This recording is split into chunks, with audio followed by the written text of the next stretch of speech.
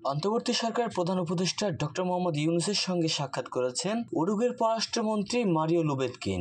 গতকাল শনিবার ২৬ এপ্রিল রোমের একটি হোটেলে তাদের মধ্যে সাক্ষাৎ অনুষ্ঠিত হয়। এ সময় তারা দুই দেশের পারস্পরিক স্বার্থ সম্পর্কিত বিভিন্ন বিষয় নিয়ে আলোচনা করেন।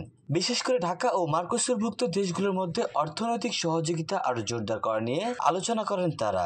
এছাড়াও ডক্টর মোহাম্মদ ইউনূস ও মন্ত্রী লুবেতকিন যৌথভাবে তরুণদের বিনিয়োগে সম্পৃক্ত করা এবং সামাজিক ব্যবসা প্রতিষ্ঠার বিভিন্ন কৌশল নিয়ে আলোচনা করেন। পাশাপাশি 3-0 অর্জনে নিজেদের মধ্যে অঙ্গীকার পুনর্ব্যক্ত করেন তারা। বৈঠকে আরও উপস্থিত ছিলেন বাংলাদেশের এসডিজি সমন্বয়কারী লামিয়া মোর্শেদ, ভ্যাটিকানে বাংলাদেশের রাষ্ট্রদূত তারেক আরিফুল ইসলাম এবং ইতালিতে বাংলাদেশের রাষ্ট্রদূত রকিবুল হক।